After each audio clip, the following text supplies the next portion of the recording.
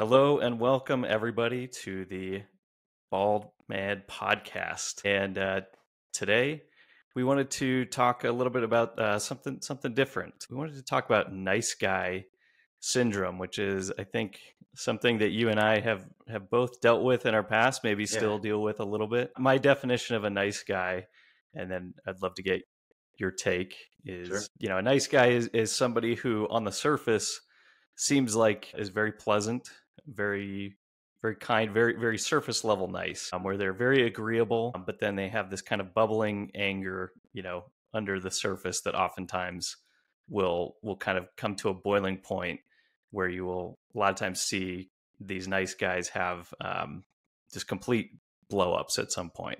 Sure. Anything to add to that? Yeah, I think a nice guy is like this idea that you think you are nice, but the core tenets of what your actual belief is actually not nice. I think it comes from a sense of entitlement that I do X and then I will get Y.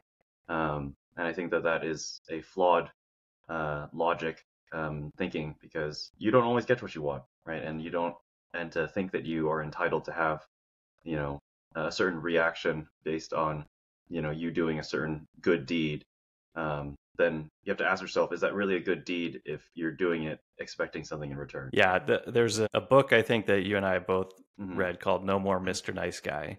Yeah. And if you are somebody who kind of struggles with this whole nice guy syndrome, I recommend it. One of the topics that always stuck out to me after reading that was what you were talking about, Hmm. which is the author calls it covert contracts, Yeah. where you tell yourself that because I'm doing something nice, Hmm. then whoever you're doing that nice thing for owes you something in return without you ever having communicated that to them. And Sure. so you're operating under this idea that, well, I'm doing all these nice things for people, expecting nice things to be done in return. Hmm. And a lot of times that leads to disappointment because you've never actually communicated to that person what it is that you really want. Yeah. And so you're constantly playing this game of disappointment where, okay, I've done all these nice things, I'm expecting all these nice things back. When that doesn't happen, you get discouraged, you get angry, Hmm. you start to lash out or start bottling all that up, and that's where I think the angry outbursts come from. Yeah. And I think it can stem, it's like beyond just relationships. I mean, I guess it's beyond all romantic relationships. It can also stem into like the corporate life. I Mhm. found myself like within early on in my career, like if I do like so much for this company, then I deserve to have the raise. I deserve to have the promotion. I deserve to be manager. I deserve to be, a senior level, whatever. Um, and I think oftentimes, especially if you're a people pleaser, and I'm a recovering people pleaser, uh, oftentimes you get caught in this loop of like, well, if I do so much, then I will get noticed for my work, or if I do so much, I'll get noticed for my efforts. And that's not always the case. I often saw that the person that I thought was not doing nearly as much as I was, and even on like an empirical sense, that was the case. Um, they were the ones getting the promotion. They were the ones getting Yeah.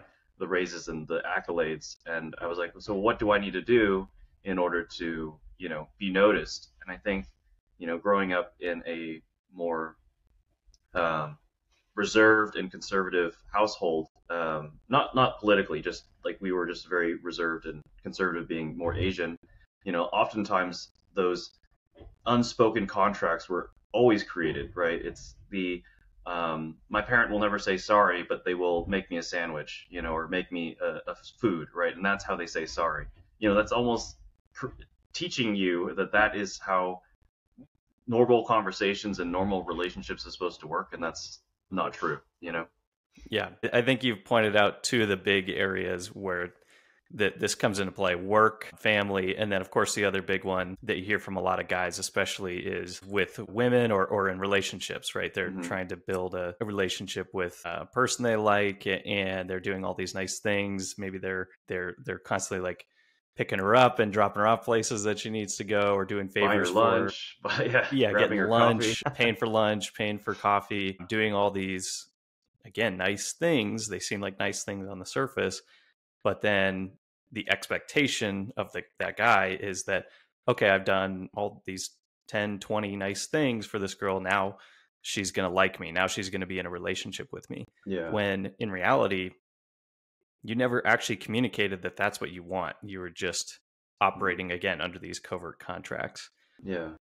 So I think, yeah, those three areas is where this really comes up. I'm sure, friendships as well is probably another area. But so for a recovering, us recovering nice guys, I'm curious, what did you do to sort of get out of this pattern, and how did you recognize that you were maybe in this pattern? Sure. So I read No More Mr. Nice Guys sometime in like early on in my career after college. And it sort of resonated at the time. And I was like, I have some of this stuff, but I wasn't being honest with myself at the time. And I had to get burned badly, multiple times for like a majority of my life. Like, in romantic relationships, I would be really nice to them. And then, eventually, maybe way too late, I told them that I was romantically interested in them. And then they're like, oh, I thought you were just being nice. Yep. In which case that obviously stung a lot. Or they would end up dating someone else, and it's like, wait, you and I have been like, pretty intimate, but it's not, it hasn't resulted in anything. And again, I think it was just that. It's like I had created a something in my mind that it was something, it was going to manifest into something, but I hadn't ever told them or given them any hints outside of just being nice. And I think that comes from a sense of fear of rejection, fear that what your needs and desires aren't going to be worthy or worth being heard. I think it all came to a head when my brother told me like that love is to be given and not to be expected in return. And I think something about those words just really resonated with me, that all the things that I've been doing up until that point, I had expected something back in return. And that's not really love. That's not being nice either, because you are storing up the negativity in yourself or will explode it out later. And that's not nice. That, in fact, that is actually very cruel to have expectations upon someone and not even communicate that those were expectations to begin with. And ever since then, I started trying to put everything through the lens of love is to be given. And then it makes things almost, it's almost liberating, because you start to think, well, I just put it into the vacuum and expect nothing, and you free yourself from all those negative feelings that you store up because you don't build resentment about the situation. Yeah. Yeah. Are you? Curious what do you got, think yeah. do you think that you have to get burned at some point to kind of break that whatever it is that's preventing you from seeing that you're a nice guy? Do you think that you kind of have to get burned maybe a couple times before you recognize I need to, maybe something's not working here? I would hope not. I think it's definitely the harder lesson to learn, to get burned. But if you can recognize that within yourself, then you're miles ahead of most people, because I think a lot of people have to put their hand to the stove to realize that it's hot. And a lot of times, a lot of people are not even aware that they need to make change until it's no longer suiting them, whatever action or habit that they're doing. I don't know, what are your thoughts? Well, yeah, hopefully, rather than you being the one to put your hand on the stove to learn that lesson, you can see someone else putting their hand on the stove and seeing the reaction of how much it hurts, and maybe learn the lesson that others have learned before you have to do that yourself. But I'm with you. I mean, I learned a couple painful lessons myself where I definitely operated under these hidden contracts, where I was doing lots of nice things, talking to, a person a lot, being there emotionally for this person, but never really setting the expectations that I am interested in taking this relationship further. Yeah. And then coming to the hard realization that this, this woman in this case didn't, have reciprocal feelings. And yeah, learning that lesson, was painful at the time. And that was probably what opened my eyes to, what, this something's not working for me. And when I first read that book, the No More Mr. Nice Guy book, that really resonated with me because I instantly recognized these hidden contracts that I was operating under. Mm-hmm. And I also recognized that I wasn't setting any boundaries really. Yeah. And I think part of maturing and growing up, becoming an adult, is recognizing that at some point you have to learn where to set boundaries. You have to learn how to set expectations for yourself and for others, because otherwise it's too easy to let yourself get pulled in different directions. Yeah. As we get older, we typically get a little busier and have more things going on. And if you don't clearly set those boundaries with your family, your friends, relationships, yeah, you're just going to get pulled in too many directions, get burned out, and then you won't be able to do the things that you want to do for yourself or for others. And so it really ends up hurting everyone in the long run. So Where do you think the it's a bad habit, right? Where do you think the habit of creating hidden contracts comes from? It's probably a little different for everybody. I think for me, part of it was being the middle child and growing up as the peacemaker in my family.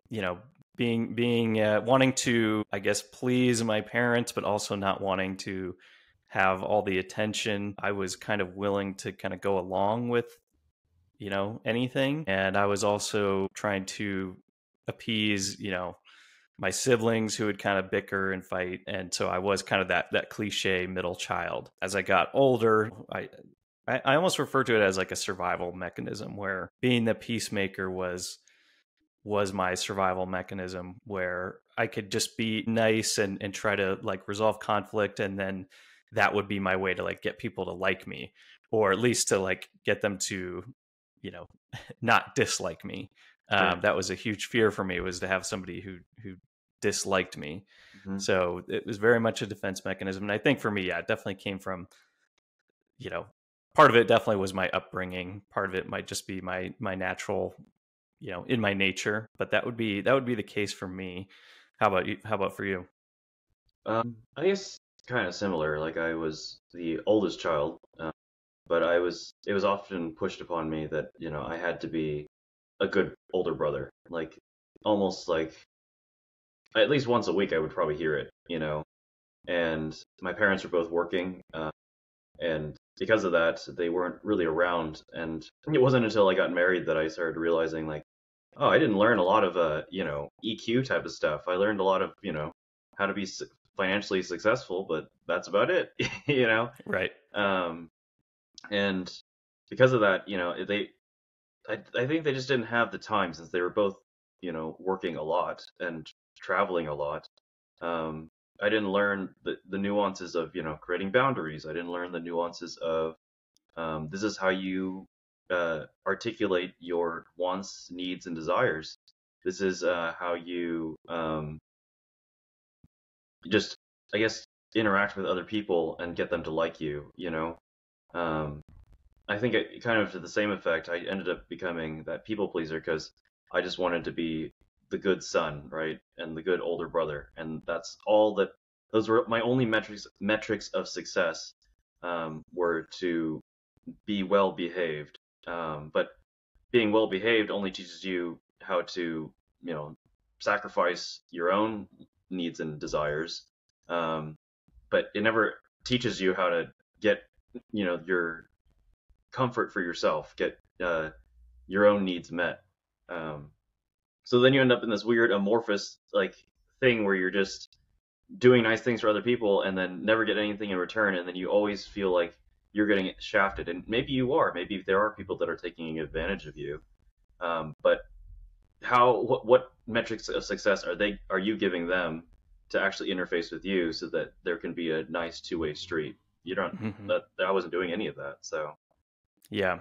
yeah. I think sometimes people do take advantage of you when they Hmm. not, and sometimes it's not even malicious or even conscious. They may just start getting to the point where it's, he's always fine with anything. So, Yeah. we don't need to like check in. He'll be good with whatever. And then you're over there going, oh, I actually didn't want to do this thing, or I wasn't really going to agree to this, but now I have to. And so I think people, sometimes it probably is malicious, but a lot of times it's just people get used to the way that you are constantly, you haven't set boundaries and you haven't set expectations. So people just will say, oh, he's good with whatever. Yeah. And that's when I think the resentment can really start to build up, for a nice guy, Hmm. is everyone just kind of starting to walk all over me. Yeah. And the easy thing to do at that point is to just start getting mad and just say, oh, well, this isn't fair, or people are taking advantage of me. The harder thing to do, and the thing that we have to do, is recognize I'm part of this equation and I Yeah. haven't been the one to set those boundaries for myself. And that can be hard for you to do, and it can be hard for the people you have relationships with, because once you start setting those boundaries, then they start saying, hmm, okay, I used to just be able to, this person used to just drive me wherever at whenever I needed them to. Now they're saying they're not going to do that anymore. Now Hmm. that person has to adjust to these changes that you've put into place. Yeah. But in the long term, it's going to be so much better for your own mental health, because Hmm.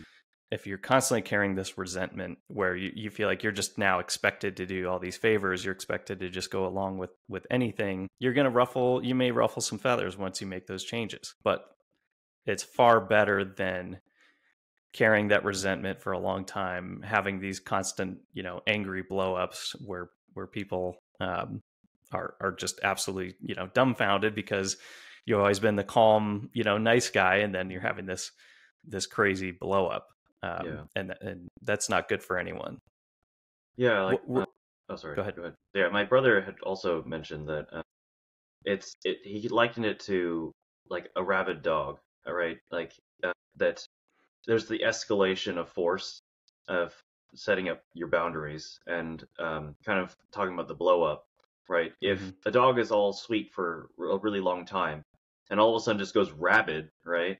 You're like, oh, he's like this is a crazy dog, right? You gotta handle that real quick, right? And sometimes violently, right? Versus if a dog, you step on its paw or its tail and it growls first, right? And then bites, right?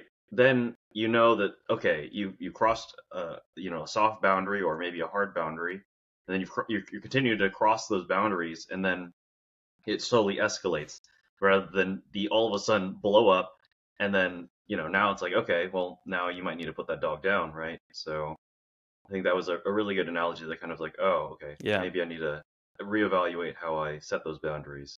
yeah, and that leads into the question I was going to ask you, which is, Hmm.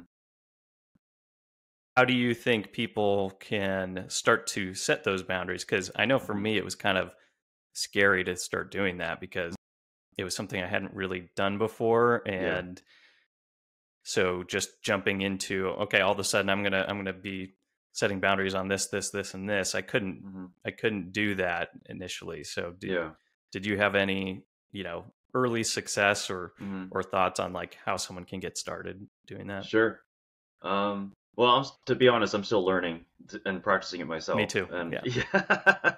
So maybe it's the blind leading the blind here, or I'm sorry, but um, yeah, I think it starts with affirming your place, right? And uh, how I can elaborate on that is that when you set a boundary, you're essentially creating a shape for yourself, right? And whether it's a box, a circle, whatever shape you want, and you want to dictate is where you're setting the boundary. And when you communicate the boundary, and you might have to communicate it like 3, 4, 5 times before it actually sticks, especially with people like your family who have always known you to be, uh, a different way, or be more agreeable. That uh, yeah, there will be pushback. It's like, oh, well, you've always done this. It's like, well, I have, that has only hurt me. And to articulate that certain things, may not be suiting you today, it's like, how come they can agree that you don't need a baby bottle anymore to eat, yet they can't understand that this is an emotional growth thing, that, whatever the baby bottle was before is no longer serving you today. Mm, Um, and I use that example, like just saying, like, there was a point where I had training wheels on. There was a point where you needed to drive me everywhere. And now, I can drive, I can be financially successful myself. And these are the new things that I need as I grow as a person. And in order to have a fruitful relationship with me, this is what is going to be necessary. Um, there was, hiccups along the way where there were blow-ups where, I felt that as I was revealing who I really am and my true self, that there was pushback. They were deeply concerned about my mental health at the time. And I was like, look, I'm the only one in this family who's gone to therapy. And if there's any indication that my therapist who has a PhD probably would have figured it out, I don't need you to, who have never gone, to diagnose me with anything, right? This is just how I am and how I want yeah. to be. I'm very more eclectic as a person. And this is what makes me happy is to be this way. Yeah. It's nothing to be afraid of or anything. And I had multiple conversations like, when you did this to me, it made me feel like this. And I think that template I'm still practicing it, but it has helped me a lot. It's just like, you know, because you did this, I felt this, and I would like not to feel that way anymore. And this is how I envision it to look going forward. Um, and then, you can ask them for their feedback, but at least you've at least communicated, the new contract. It's no longer a hidden contract of, you're stepping on landmines around me. Um, Yeah. it's that you do X. This is how it makes me feel, and let's not do that anymore. Yeah. Mm. Yeah. I like that. I think, where it's probably toughest, I think, is with family because you Yeah, have long established patterns and yeah, habits with your family. And so breaking those, I think, is probably the hardest because to your point, if you start to make some changes or set some boundaries, the response might be, well, we've always done it this way. yeah, And the response to that I like is, and that was great, but I have been recognizing recently that pattern is no longer working for me because of these reasons. And I maybe it's taken me a little while to recognize that what we've been doing is no longer working for me. yeah, And you can point to countless examples. I mean, you could say, look, just because a company has always done things one way doesn't mean that it needs to keep being done that way, because a lot of times that's how things kind of stagnate and die yeah, for a company. A lot of times you need to evolve, you need to change. I think for you know that example you gave where you've been to therapy and the rest of your family members haven't is a good one, because for a lot of people they haven't been to therapy and they don't recognize that they are stuck in those patterns, and that some other member of the family might need to make some changes. hmm That can be hard for them because they're fighting their own you yeah. know Of course. emotional habits and things like that. So you're kind of breaking those for them, which is why they tend to push back a lot of the time. I've also found it effective to, if anyone's listening and wondering, well, how do I get started doing this, is just start small. hmm If you have something that's maybe important to you, like you want to stay consistent with like working out, let's just do something really simple, and you want to do it every day and you want to do it at a certain time every day because you're trying to build a pattern. hmm And maybe you want to do it first thing in the morning, but maybe that's when you used to have to do something for your family, and now you're saying, I have a goal, I want to work out at this time every day, that means I can no longer do this. And just start getting your family or whatever, whoever your relationship is with, that you're trying to do this, and build a small boundary Yeah, where it's like, okay, I'm clearly establishing this time frame. It's going to be from 7 to 8 in the morning, or 8 to 9, whatever it is. And then that could start to branch out into things like your job too, where you're going to say, okay, I have, normally my boss expects me to stay late whenever he needs something done. Now I'm going to say, you know what? I have an exercise class or a workout that I am committed to. I'm going to be there. So, and that's at Hmm. 6 p.m. Yeah. So I am not staying any later than I have to. That can start to help you build those barriers and those boundaries, and then you can kind of, as you get comfortable with that, maybe start setting new ones. But I found it's helpful to start small if you haven't done this type of thing before. Yeah. Have you found that like I, for lack of a better term, like an excuse or having someone else relying on you or waiting on you has helped create those boundaries? Like, for example, like you use the your gym coach or your trainer Hmm. was essentially waiting on you at 6, so you literally cannot wait. You cannot stay at work or do Yeah. whatever other obligation any later than 6. You know? Yeah, I think it's a great way to build those boundaries, because if you've set up a meeting or something else that you've made a commitment to somebody else at a Hmm. specific time, that will make it a little easier to say, I need to go meet with this person because I've set that expectation. That means Hmm. I can't stay here any longer. Yeah. Yeah, I think that that's a very helpful way to do it. You may even be the person that you're meeting. You could say that I'm Yeah. meeting somebody at Yeah. 6 p.m. Yeah. and I have to be there. Maybe you're Yeah. meeting yourself Yeah. at the gym because you're trying to set that boundary. So And I found that like it helps disperse the accountability. You know, like I always found myself like creating like excuses or like reasons why I deserve to be able to go to the gym like that. And oftentimes I never had to actually use any of those. Most people were like, oh, but it was just the this this anxiety that I built up in my head that that they're going to say no and I'm going to get handcuffed to the desk and I have to continue working or something. hmm Um, yeah. and I think the other half was like to be able to affirm that, oh, that wasn't so bad, or oh, like see that you can do that again, and like nothing absolutely terrible is going to happen if you just start reinforcing those boundaries, and most people are pretty okay with that. Yeah, in fact, in some cases, they're more than okay with it, and they may actually respect you more for Hmm.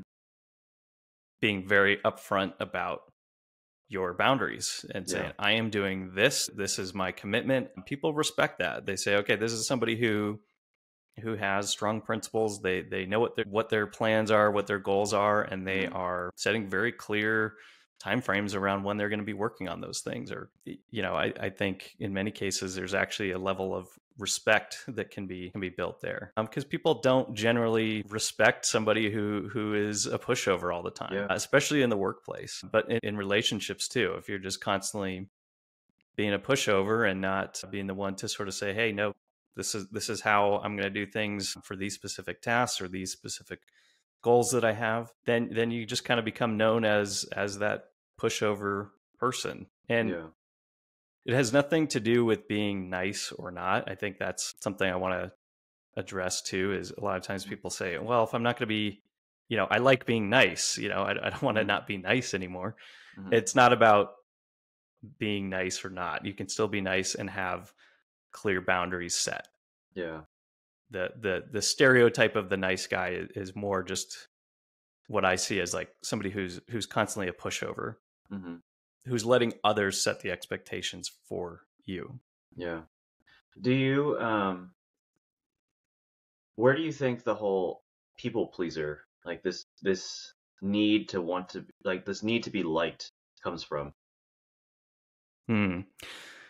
Yeah. Again, it's probably a little different for everybody, but um, I, speaking for myself first, I mean, definitely I use that as a defense mechanism. If I was being nice and accommodating, then people, I would assume that people would like me for doing that. Hmm. And as somebody who grew up kind of shy and quiet, I didn't have it within me to, um, kind of set the stage for myself, and I didn't have any confidence with who I really was, I guess is what I'm trying to say. And Hmm. so I found that if I could just be kind of nice and easygoing and accommodating, then people would like those qualities about me. And so that became kind of my default, because I took me a long time to kind of figure out who I was. And so I kind of I guess I let other people determine who I was for me. Yeah. How about you? I think the same. I think my parents immigrated to the U.S. really early, um, and you know Vietnamese refugees coming, and there was a lot of xenophobia at the time. So I think a lot of times they tried so really hard to blend in, be a chameleon. Hmm.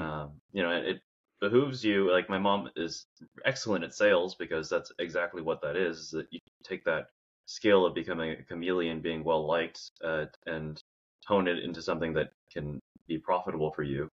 But I think there's the book The Joy Luck Club, and there's like this one of the moms. They're all playing mahjong and around the table, and there's like two generations. Like there's the first generation kids, and then there's the parents that immigrated over.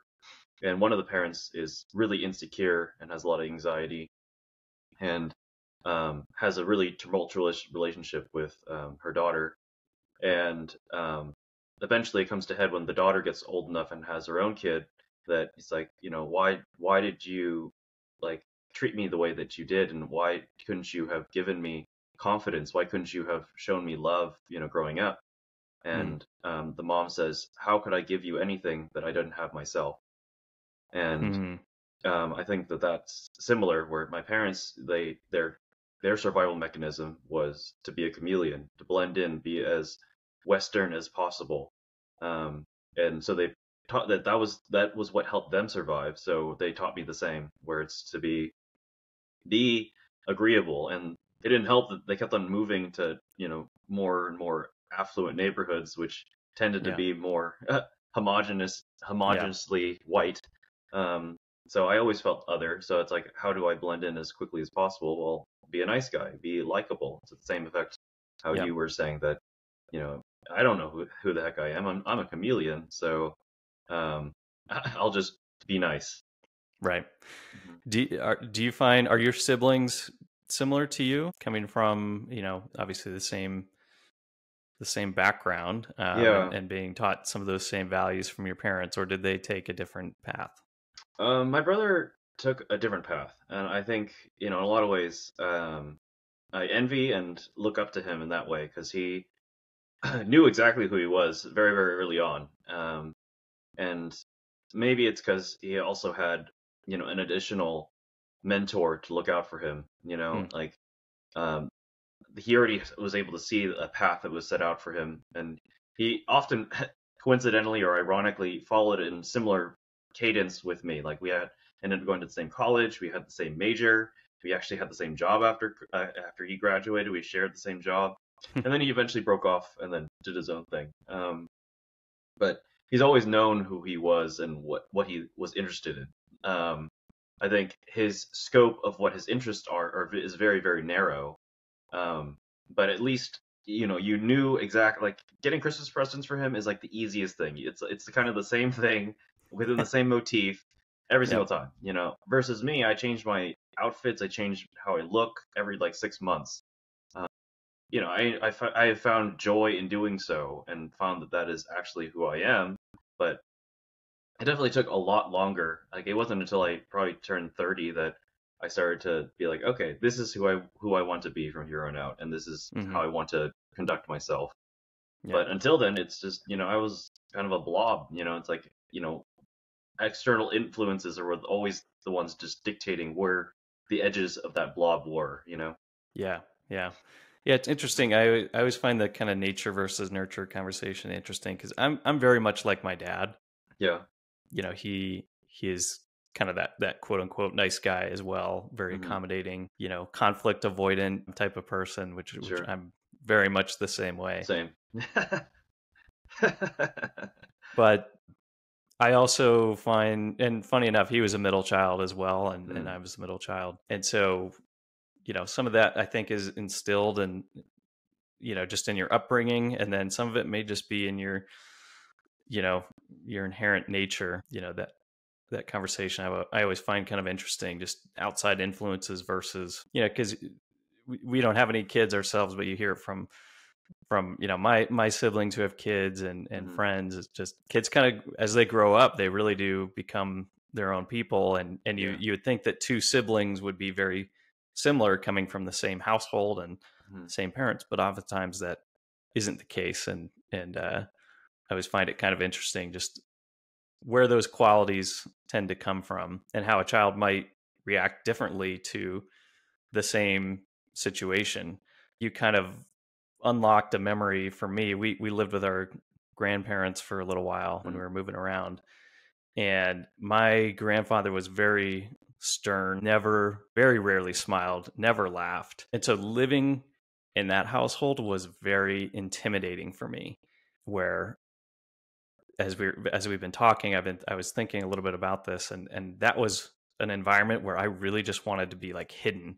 Like I did not want to be, he would say, comments to me and things like that that just made me, very insecure. And so I did not want to be around him. I would almost want to like hide from him. We'd be at the dinner table all together, and I would just want to be like totally silent because I didn't want to draw any attention from him to like get more of those comments.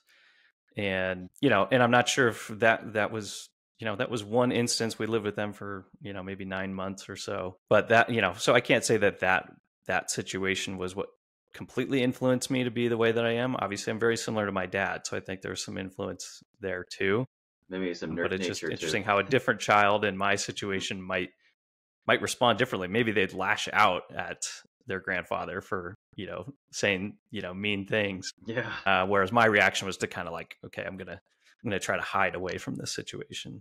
So yeah, it's just kind of an interesting to think about, like how we're all like raised and how our own, innate to who we are versus like outside influences. Yeah. What do you think But is like the single most, if you were to give like one solid tip to someone who is a current nice guy or a recovering nice guy, recovering people pleaser, what do you think that would be? For me, the thing that helped the most was just recognizing that I was living under these hidden contracts. So if you can just at least start recognizing when you're doing those things, like this girl that I've been talking to, I have been buying, her coffee, and I've been paying for everything, and I am interested in a relationship, but I don't know if she is. Recognizing, am I in that sort of pattern, or if maybe it's something with your family. Oh, my mom always expects me to do this thing, but I don't like to do it, and I'm an adult now. Yeah. But I've always just done it because that's the way I've always done it. Just start to recognize that when those covert contracts or hidden contracts, when you're maybe stuck in those, because then you can start saying, how can I do this a little bit differently? Yeah. What could I do to maybe start setting a small boundary in this situation? And then go from there, because just immediately saying, okay, I'm blowing up everything and I'm going to set boundaries for everything might not be the path for everybody. So start small and work your way up from there would be my advice. What about you? What's worked best for you? I think, yeah, recognizing about the covert contracts, and then if you want to be nice, and that's something that you want as a, a core tenet within your own life, is just recognizing that love is to be given, right? And I keep on coming back to that because that's really wrong true for me, because love creates abundance. Fear creates like scarcity, because when you are afraid that you won't get enough and you're trying to hoard things, and that's kind of what I found within myself, is that I wanted to I was afraid that I wouldn't get my needs met, so I would just throw a bunch of love and love bomb people to try to get what I wanted. But then that creates a vacuum within myself, because like obviously that takes energy to give energy, um, and in doing so, that creates a vacuum either within myself, and then when I blow up on other people, that creates a vacuum in other people too. If you just give love freely, then it creates abundance, because then other people's needs are met. you're not technically dipping into it yourself because you're not creating resentment. Uh, and then obviously communicating your own needs often, because you're worth it. To have your needs to be heard, to be seen, and to be met. Yeah. That's a really nice message. And one final question I'll ask for you Hmm. is I think for a lot of guys, just being able to say to themselves that I do deserve love, I do deserve respect, I do Hmm. deserve these things. It can be a hard message to accept about yourself. And I'm curious if you have any thoughts on maybe somebody who's been telling themselves a message that, oh, I'm not Hmm. good enough, I don't deserve these things. How do you get out of that mindset to a point where you can start accepting those things about yourself? I think the movie or book, The Perks of Being a Wallflower, kind of resonate Hmm. there, where Yeah. we only can receive the love we think we deserve, and it comes with self-love and compassion towards yourself. Because if you think you're unworthy of love, then even if someone gives you love, you'll never receive it as that. You'll always spin it as something negative, or that maybe they have an ulterior motive, or maybe they're trying to get something out of me. Um, and I think if you tell yourself constantly that you are worthy, and you give yourself love, you also create a template for other people to show you the same love. Um, so whether it is having a date with yourself, or going to the gym with an obligation to you to go to that gym, or watch that movie alone. Go to a movie theater by yourself and show you, like, because you wanted to watch it, or play the video game that you wanted to do, or take on that hobby that you've always put on the back burner because you're always doing Mm. something for someone else. Um, these are all ways that you can show yourself love. And if you make a mistake and you mess up, then you have to give yourself grace so that you don't build resentment for yourself either. And I think in doing so, it kind of creates a channel so that other people can say, "Oh, these are ways that this person loves themselves." Well, like, and I kind of go back to my brother. It's like he's really into World War II, and he makes it very obvious. Like any chance he can go to like a museum about World War II, he does it, and without asking anyone else. And if he has to go by himself, he will. But now it makes it very obvious, like, oh, that is the thing that he's interested in, and by loving himself and doing the thing that he wants to do, he's also showing a boundary in a very soft manner to other people, like, oh, well, if you want to make him happy, just show interest in World War II. And that's probably a good way to start setting boundaries too. Is like if there's Yeah. something you really love to do, something that you're passionate about, or something you think you might be passionate about, Hmm. like you said, a new hobby, and you find that that is one thing that you recognize as very important to you. That's Yeah. a great way to start setting boundaries too. Is Hmm. like your brother does. Hey, I don't care if anyone else is going with me. I don't care that we were supposed to go do this. I love World War II, and I'm going to this museum. Yeah. I'll go by myself if I have to. Yeah. And then you start creating these new patterns, and people adjust very quickly to them. They say, oh, Hmm. okay, Bob is now doing this, that's and people will in most cases adjust to it. And if they don't, that's probably a whole nother conversation to have. But that may just be a relationship you have to consider. Well, why are they not allowing me to be the person I want to be? Why are they Yeah. not allowing me to do the things that I enjoy, or the things that I know are going to make me a better person? Hmm. So it just at least gives you something to think about when it comes to that relationship. And you So might meet people or see new opportunities that pertain to the things that you like. I think in absolutely. embracing what you love, or loving yourself, opens those doors. Yeah. Well, Well, yeah, I think that's probably a good place to close out for today. agreed. It's great conversation. Yeah, I enjoy doing these slightly different, topics and diving more into mental health and yeah, things like agreed. that. Same. Other things that are very important for men. So, Yeah, but yeah. look Thanks for bringing forward this topic to up. our Yeah, next one, and Thank you, everybody, for joining us. Yeah, thanks everyone.